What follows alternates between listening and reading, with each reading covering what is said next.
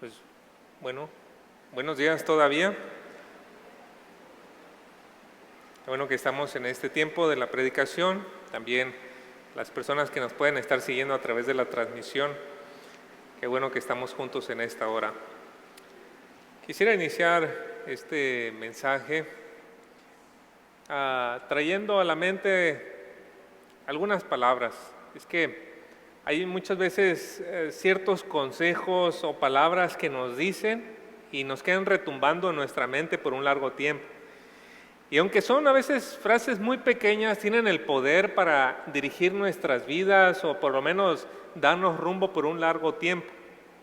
Uno de esos consejos que impactó mi vida provino de un hermano que se llama Pedro Gato. Ese era cuando yo era pastor de jóvenes y Pedro Gato era también pastor de jóvenes en una iglesia allá en La Paz. Pedro tendría unos 40 años. Yo tendría como 21 más o menos, y bueno, interesado en recibir un consejo de un hombre sabio como Pedro Gato, me acerqué y le pregunté que si qué consejo me daba para ayudar a ser un buen pastor de jóvenes. Y bueno, yo estaba esperando iniciar un tiempo, vamos a decir, como de consejería, quizá unos 30, 40 minutos, con la sabiduría de este hombre, la humildad y la entrega al Señor. Pues yo estaba esperando un largo tiempo, pero el hermano Pedro me dijo nada más esto. Él era italiano-americano, entonces era muy directo con lo que decía. Él me dijo nada más: el Padre está contigo, el Hijo está contigo, el Espíritu Santo está contigo. ¿Qué más necesitas? Y en ese momento yo supe que la consejería había terminado, ¿verdad? Allí concluyó todo. ¿Qué le podía responder? ¿Qué consejo? ¿Qué cosa podía más pedirle? Y creo que fue muy asertivo el hermano Pedro, especialmente porque una de las tentaciones como líder, como pastor de jóvenes, es ir tras aquello que es novedoso, ir tras aquello que puede funcionar, ir tras la última moda o lo que está usando otras iglesias o el carisma del líder. Y el hermano Pedro me guió directamente a buscar la fuente de la sabiduría, de la guía, del poder en Dios y no en ninguna cosa que yo pudiera humanamente ofrecer al grupo de jóvenes.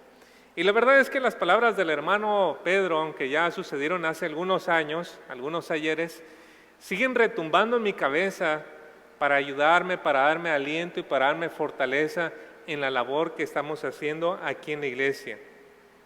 Hoy vamos a ver que las palabras que dijo el hermano Pedro realmente no son novedosas. Hace más de 2500 años atrás hubo un profeta que le dijo lo mismo al pueblo de Israel. Y fueron palabras también para darles aliento, pero también para mostrarles dónde debían encontrar la fuente de la sabiduría, de la fortaleza, para emprender la obra que estaba puesta delante de ellos. Vamos a ir al profeta Ageo, que es ese hombre que habló de estas palabras en el libro de Ageo, capítulo 1, versículos 12 al versículo 15 es nuestra porción para hoy. Ageo, capítulo 1, versículos del 12 al 15. Cuando lo encuentre, por favor, acompáñeme poniéndose de pie y mientras doy lectura, si por favor me sigue con su vista.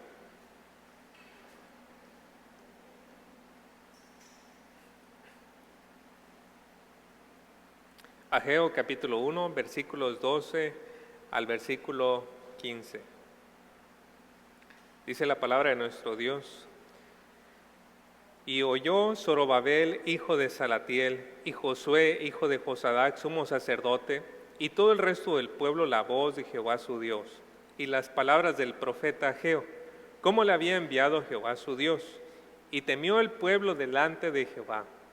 Entonces Ageo, enviado de Jehová, habló por mandato de Jehová al pueblo diciendo: yo estoy con vosotros, dice Jehová.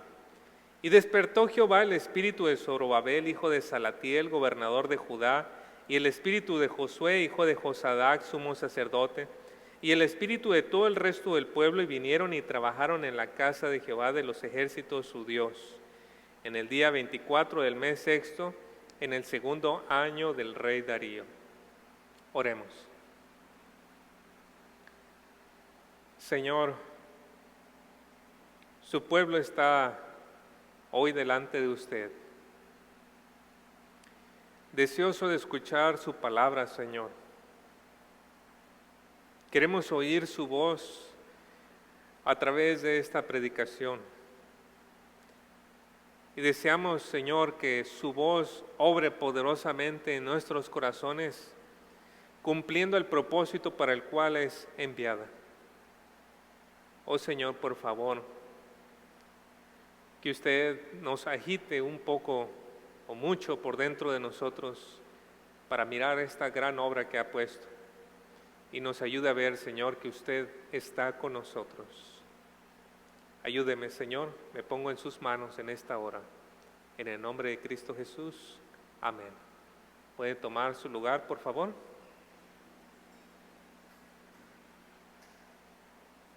Se ha dicho previamente que el libro de Ageo contiene 4 mensajes que Dios le envió a Israel por medio de este profeta. Y se puede reconocer cada mensaje porque están fechados. Gracias a esas fechas que se le van poniendo a cada mensaje, nosotros podemos mirar cuál fue la trayectoria del profeta Ageo. Y más o menos el profeta Ageo duró unos 3 meses y medio predicando. Más o menos desde septiembre, finales de agosto, hasta mediados de diciembre, según los expertos, es el tiempo en que estuvo predicando este profeta Ageo. Fue un tiempo breve, 3 meses y medio, pero fue un tiempo muy eficiente para producir aquello que se estaba exigiendo. Es que en el tiempo también en el que el profeta Ageo fue llamado a profetizar, fue un tiempo de dificultad. La nación de Israel se encontraba en una decadencia espiritual. Esto se hace notorio porque ellos tenían una apatía a volver a reconstruir el templo. Y es que cuando ellos regresaron de Babilonia, del cautiverio que habían tenido, ellos reconstruyeron su vida social, su vida económica, pero su vida espiritual era lo que habían dejado a lo último. Decían, no es tiempo de hacer eso. Pero ya tenían sus líderes, ya tenían sus actividades económicas, la siembra, el comercio y todas estas cosas, pero no querían construir el templo. Y era evidente que para ellos su relación con Dios no era una prioridad. Y ya que ellos habían adoptado esa actitud delante del Señor, el Señor también les dejó ver las consecuencias de sus actos. El bienestar económico del pueblo empezó a verse afectado. Y a simple vista las dificultades se veían por falta de lluvia o por unos ventarrones que estaban destruyendo los sembradíos. A simple vista, gracias.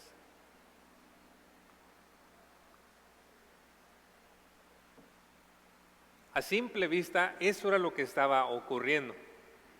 Falta de lluvia, los vientos estaban echando a perder la cosecha, los bolsillos de la gente se estaban viendo afectados. Y entonces ellos estaban diciendo, bueno, ¿qué está sucediendo? Y es entonces que entra en escena el profeta Ageo y les dice, señores, eso que les ha pasado viene de mi mano. Yo mismo he estado haciendo estas cosas de que no les llueva y que vengan estos vientos para destruirle las cosechas. Así que el pueblo estaba recibiendo la disciplina del Señor por causa de sus pecados. Y Dios les mandó decir que tenían que pensar bien las cosas. ¿Qué vas a hacer al respecto?, les decía el pueblo. Considera bien. ¿Qué vas a hacer al respecto ahora que sabes que esto te está sucediendo? Los versículos 12 al 15 van a tratar con la respuesta del pueblo a ese ¿qué vas a hacer? Y en estos versículos observaremos una interesante dinámica entre lo que Dios hace por su pueblo y lo que el pueblo hace por su Dios. Y si bien es cierto que en el texto observaremos las acciones que corresponden al pueblo y las acciones que corresponden a Dios, vamos a darnos cuenta que estas acciones están entretejidas. No sabemos con mucha claridad dónde entra Dios y dónde entra el pueblo, pero hay que ver dónde nos toca a nosotros, cada uno nuestra responsabilidad. Hay una dinámica ahí muy interesante. Por eso hay un solo punto que quiero enfatizar en esta mañana. Y este es que el texto de Ageo, capítulo 1, versículo 12 al 15, nos enseña a trabajar junto a Dios. Ese es el único punto que quiero enfatizar, trabajar junto a Dios. Mire, comenzando desde el versículo 12, Ageo 1:12 nos dice, y oyó, palabra muy importante, oyó Zorobabel, hijo de Salatiel, y Josué, hijo de Josadac, sumo sacerdote, y todo el resto del pueblo la voz de Jehová su Dios, y las palabras del profeta Ageo como la había enviado Jehová su Dios. Hay que notar ahí al principio del versículo la palabra oyó. Es una palabra importante, proviene de la palabra hebrea shamá, y en el diccionario Strong, por ejemplo, define esta palabra como oír inteligentemente. Otro diccionario define la palabra como usar el sentido de la escucha para procesar cierta información. Y debido a estas definiciones, nosotros vamos a encontrar la palabra shamá traducida en algunas ocasiones como oír, otras veces como atender y otras veces como obedecer.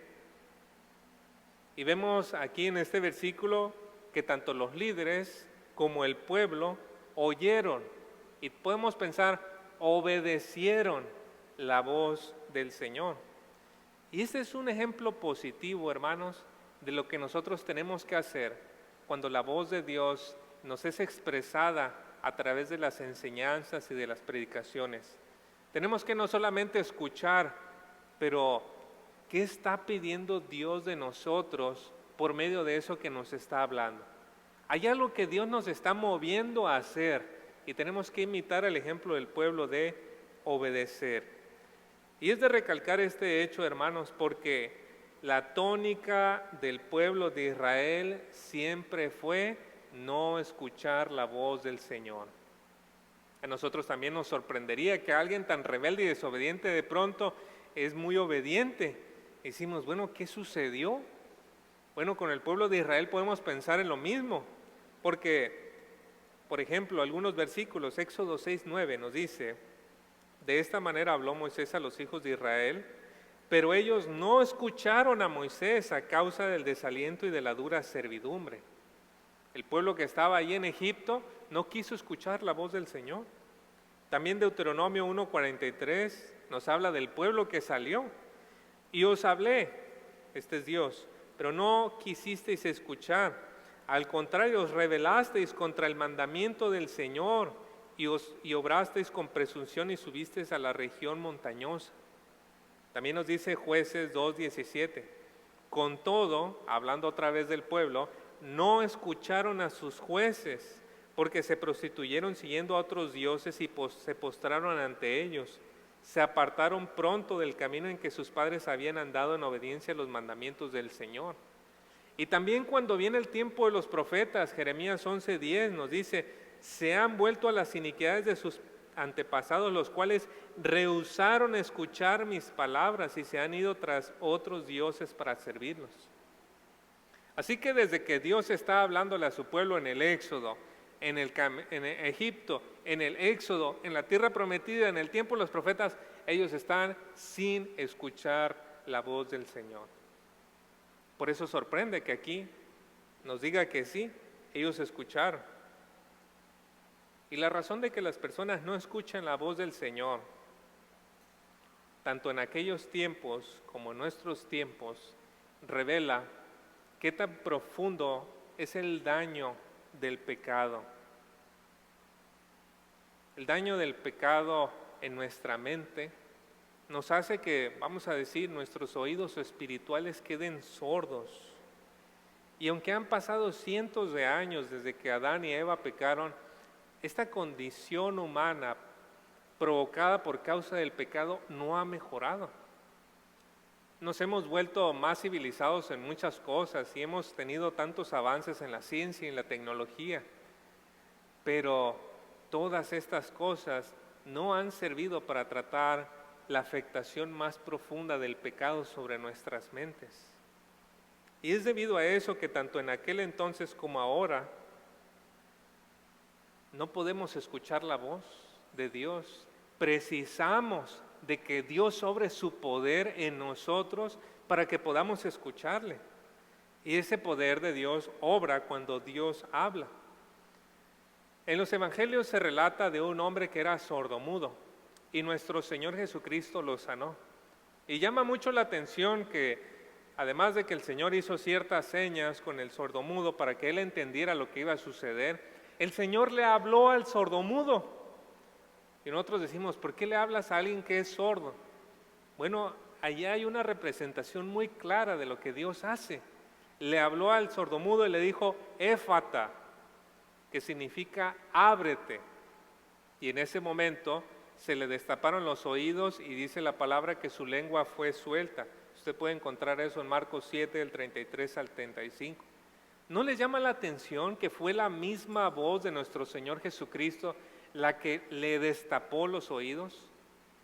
Y es eso mismo lo que Dios tiene que hacer a través de su palabra para que cuando escuchamos el mensaje, Él nos ayude a poder realmente escuchar y obedecer lo que Él pide.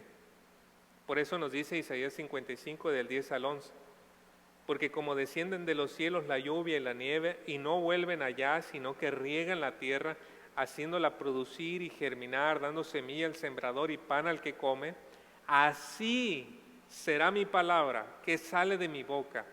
No volverá a mí vacía sin haber realizado lo que deseo y logrado el propósito para el cual la envié. Vemos que en el caso de Ageo, el propósito de la palabra de Dios era despertar a la nación de su letargo, de su adormecimiento espiritual.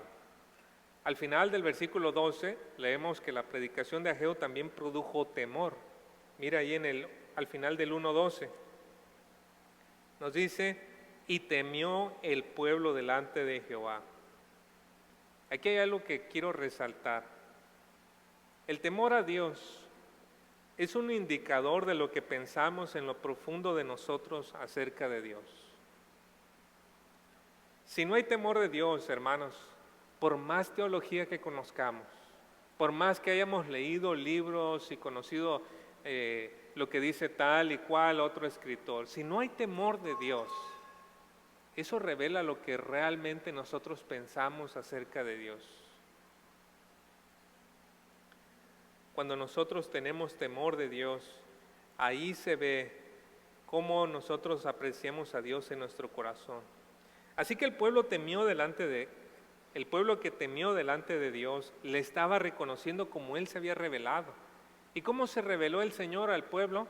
Como el Señor de los ejércitos. Este es un título de Dios que denota su majestad, denota su poder, su grandeza. Los reyes de la tierra tienen su ejército y puede ser muy grande, pero cuando volteamos a ver y vemos al Señor, Él tiene un ejército de miles de millones. Con Él están los ejércitos celestiales y denota esa grandeza, esa majestad y poder del Señor. Y por eso el pueblo pudo tener temor de Él. Ya que el pueblo respondió así, el mensaje de Dios por medio de Ageo sigue diciendo en el versículo 13, entonces Ageo, enviado de Jehová, habló por mandato de Jehová al pueblo diciendo, ahí ustedes noten, hermanos, ese énfasis, el mensaje de Ageo, y lo pone a la par que es el mensaje de Dios. No es simplemente el hombre hablando, es Dios hablando a través del hombre para dar su mensaje al pueblo. Y la misma idea ya la hemos notado en el versículo 12, hay un énfasis en eso. No hay que perder de vista esto, hermanos, porque siempre está latente en la iglesia que lo que necesitamos para revitalizar una iglesia son cosas novedosas. Pastor, ¿y qué tal si le ponemos unas luces de color allí para que nos reflejen así, padre? Pastor, ¿por qué no le ponemos, por qué no le hacemos, por qué no le agregamos? Así sirve que la gente no se nos duerme. Así sirve que se siente fresca la predicación. A ver, me estás diciendo que la palabra de Dios no es suficiente para revitalizar una iglesia? El mensaje de Ageo nos está dejando bien en claro que lo que un pueblo necesita para levantarse de las ruinas es la palabra de Dios. Es la palabra de Dios expuesta a través de sus siervos. Y Dios sabe mejor que cualquiera de nosotros lo que necesitamos. Su palabra nos dice lo que realmente necesitamos escuchar, aunque a veces no es lo que nos gustaría escuchar. En el caso del pueblo de Israel, ahora que se habían propuesto escuchar, obedecer la voz del Señor, Dios les dio un mensaje muy alentador. Hermanos, creo que es el mensaje más corto de todas las Escrituras. El profeta Ageo solamente fue con estas palabras. En hebreo son 2, pero aquí en el español son un poquito más. Él les dijo: yo estoy con vosotros. Ese fue el único mensaje que Ageo le dio al pueblo. Después de que ellos responden con obediencia, Dios les manda a decir con el profeta Ageo: yo estoy con vosotros. Qué consuelo y aliento más fuerte necesita el pueblo de Dios que saber que Dios está con él.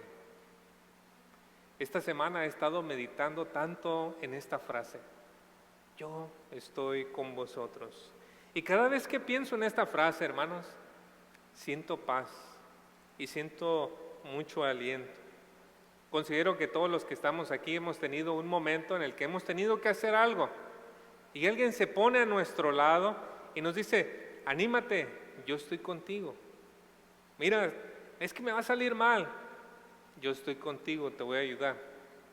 Yo recuerdo de niño, mi papá me llevó a la playa y todavía no sabía nadar en aquel entonces. Me llevé mi chaleco y antes de meterme me lo quitó y me dijo: vas a meterte ahora a nadar así sin chaleco, vamos a irnos. Y me llevó un poquito profundo, como unos 8 o 10 metros de la orilla, y en eso pues yo iba agarrado de mi papá, tendría quizá unos 7, 8 años, iba agarrado de él y en eso él me soltó y me dijo: yo voy a estar aquí, entonces tú tienes que intentar nadar. Y a mí me parecía que las olas se llevaban a mi papá porque se alejaba. Entonces, pues yo hacía el intento y todo eso y tenía mucho miedo de que me fuera a ahogar. Pero había algo que yo sabía, que mi papá no me iba a dejar que me ahogara ahí. Así que 2, 3 veces tragué bastantita agua, pero me iba sacando cada vez que sucedía eso. Y ese día aprendí a nadar. Aprendí a nadar ahí junto a él. Ya las otras veces que iba, ya no tenía que usar el chaleco, pero era porque yo sabía que él estaba allí y que aunque pasara algunas situaciones ahí que me dieran miedo, él iba a estar ahí para ayudarme. Y seguro que usted tiene o ha tenido momentos así. Alguien a su lado le dice: yo estoy contigo. Y Dios no es esa clase de personas, hermanos, que nos pone a todos a trabajar y nos mira de lejos. Dios es muy, muy personal. De hecho, uno de los nombres de Cristo es Dios con nosotros, Immanuel. En Isaías 7:14 nos dice: Dios es tan personal con nosotros que Juan 1:14 nos dice que Él hizo su tabernáculo entre nosotros. Y de hecho es que Dios es tan personal que Cristo dio su vida para darnos vida eterna. Y de acuerdo a Juan 17:3, la vida eterna es tener relación cercana con Dios y con su Hijo Jesucristo.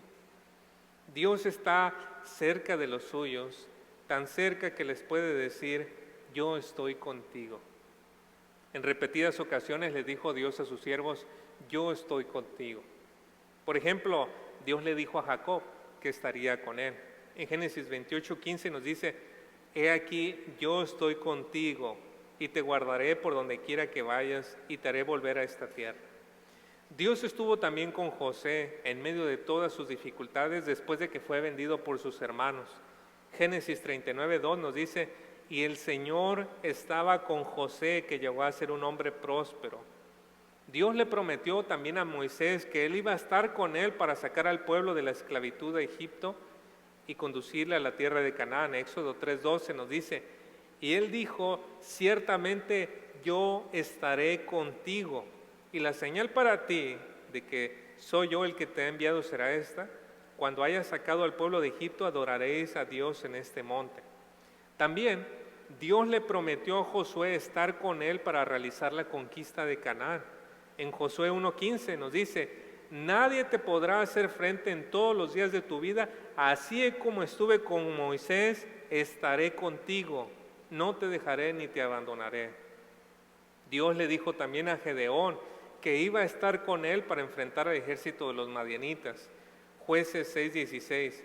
Pero el Señor le dijo: ciertamente yo estaré contigo y derrotarás a Madián como a un solo hombre. También Dios estuvo con David para que pudiera hacer todas las hazañas que están relatadas de él. En 2 Samuel 7:9 nos dice: y he estado contigo por donde quiera que has ido, y he exterminado a todos tus enemigos delante de ti, y haré de ti un gran nombre, como el nombre de los grandes que hay en la tierra. Dios estuvo con Jeremías para llevar a cabo una larga y difícil labor profética en Israel. En Jeremías 1:18 le dijo: no tengas temor ante ellos, porque contigo estoy para librarte, declara el Señor. ¿Y qué nos dice el Señor Jesucristo a nosotros que de alguna u otra manera contribuimos a la tarea de hacer discípulos? ¿Qué nos dice el Señor en Mateo 28? Id pues y haced discípulos de todas las naciones, bautizándoles en el nombre del Padre, y del Hijo y del Espíritu Santo, enseñándoles a guardar todo lo que os he mandado, y he aquí, yo estoy con vosotros todos los días hasta el fin del mundo. Para cada temor, para cada angustia, para cada duda, para cada debilidad, Dios está con nosotros. Pensemos en esto un momento, hermanos. El único Dios verdadero, que es perfecto, que es sabio, que es santo, que es justo, que es amoroso, que es misericordioso, que es dueño de todo, que es soberano, que es todopoderoso, le está diciendo a usted y a mí: yo estoy contigo. Piense un momento en eso. Es más, le voy a dar tiempo.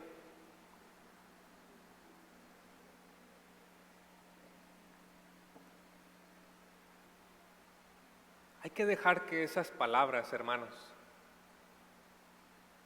sofoquen y apaguen los dardos del enemigo, las flechas encendidas que han sido dirigidas a nuestro corazón.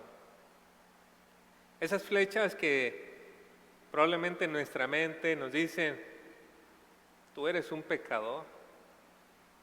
¿Qué vas a hacer tú en la iglesia?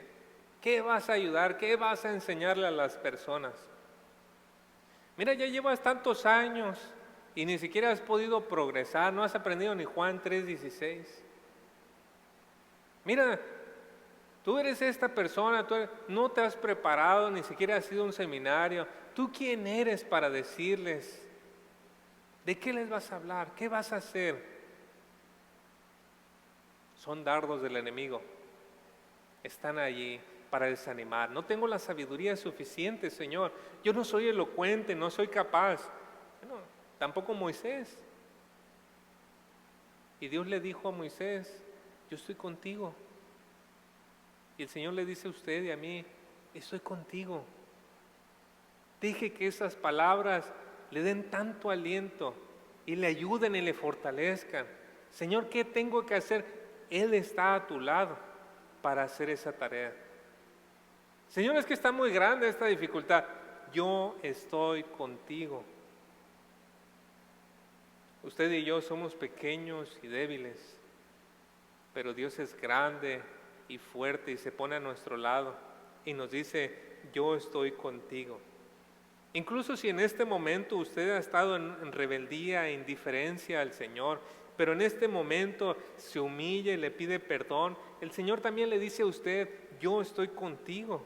Isaías 57:15 dice: el alto y majestuoso que vive en la eternidad, el santo dice: yo vivo en el lugar alto y santo con los de espíritu arrepentido y humilde.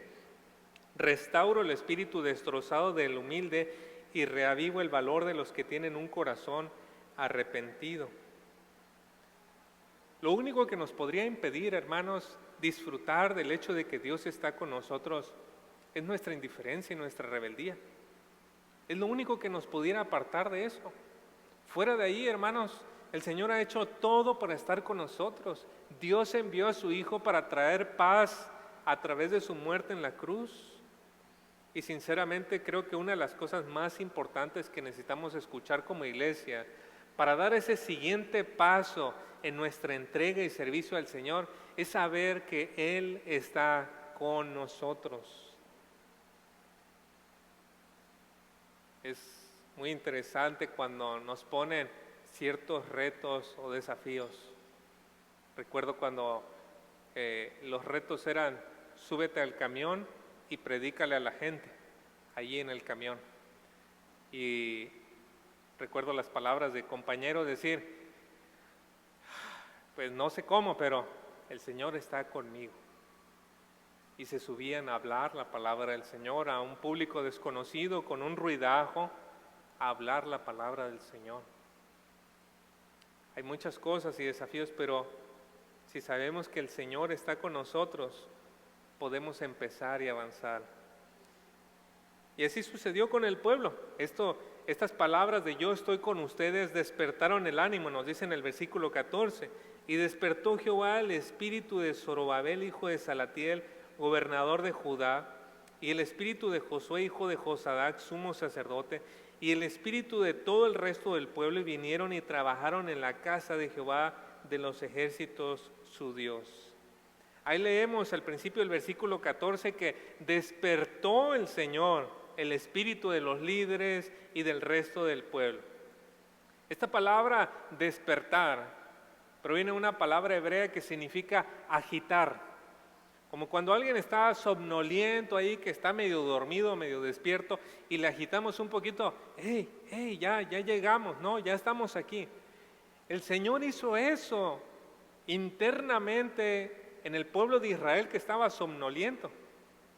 Y estaría bien que nos diera también una sacudidita ahorita, ¿verdad? Que con el calor pega bastantito el sueño. Pero el Señor hizo eso, le dio una sacudida al pueblo. Y de esa manera dijimos: ¿qué estamos haciendo? Y se empezaron a poner a trabajar con energías renovadas para el servicio al Señor. Y desde la predicación de Ageo hasta el momento en el que pusieron manos a la obra, transcurrieron 23 días, dice el versículo 15. En el día 24 del mes sexto, en el segundo año del rey Darío. Usted puede cotejar lo que dice el versículo 1 con el versículo 15 y darse cuenta que transcurrieron 23 días. 23 días desde que habla Ageo, el pueblo entiende que hay algo que hacer, se sientan y dicen: vamos a planificar. Y empiezan a planificar qué es lo que van a hacer. No solamente es traer madera, pero cómo vamos a construir el templo. ¿Quién va a hacer qué cosas? Y empezar a delegar responsabilidades, empezar a encargar ciertas cosas. Eso hicieron durante 23 días y cumplidos los 23 días, ahora sí, manos a la obra. Ya para concluir, hermanos, la porción bíblica que acabamos de ver nos ha hecho notar cómo es que Dios está profundamente involucrado con nosotros en su obra. Por un lado, notamos al pueblo escuchando con atención la voz de Dios y poniendo manos a la obra, pero por otro lado vemos a Dios que está infundiendo ese ánimo, esa vitalidad espiritual y diciéndole al pueblo: yo estoy con ustedes. Y esa sinergia está muy bien resumida en lo que le escribió Pablo a los filipenses.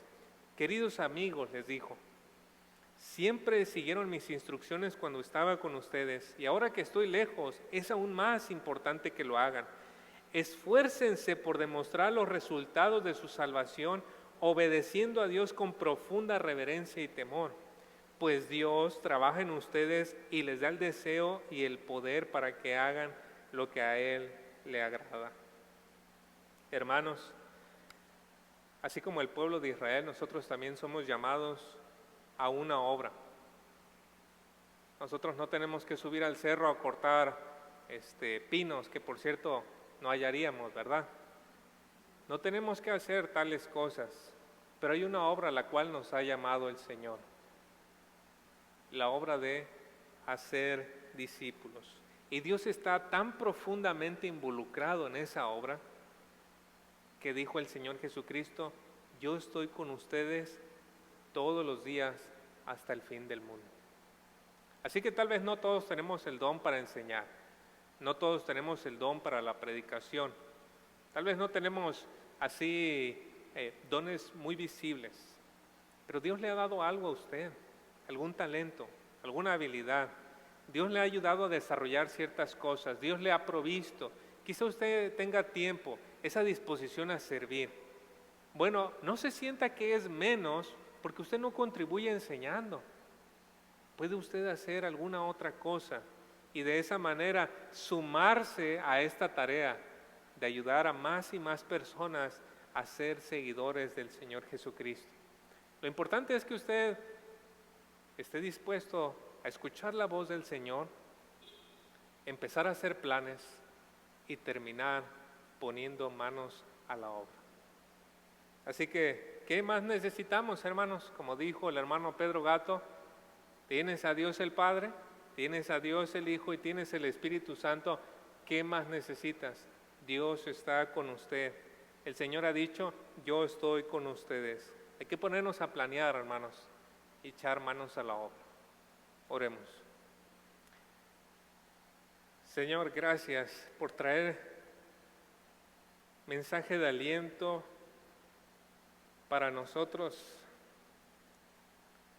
que deseamos, Señor, escuchar su voz, obedecer lo que usted nos dice. Es tiempo, Señor, y le agradecemos que nos ayude con esto. Pero también reconocemos, Señor, que quizá estamos en algún momento en el que necesitamos una buena sacudida, Señor. Y oramos, Padre, para que usted nos ayude con ello, para revitalizarnos, para llenarnos de fe, de gozo, de amor, para hacer su obra, Señor. Porque sabemos que esto no está terminado, oramos y pedimos para que nos ayude a seguir llevando adelante esta obra de ser discípulos, la edificación de su iglesia también. Oramos por esto, Señor. Pedimos que bendiga nuestra iglesia, guardando en nuestros corazones ese mensaje que usted está con nosotros. Gracias, Señor. En el nombre de Cristo Jesús. Amén. Que el Señor les bendiga.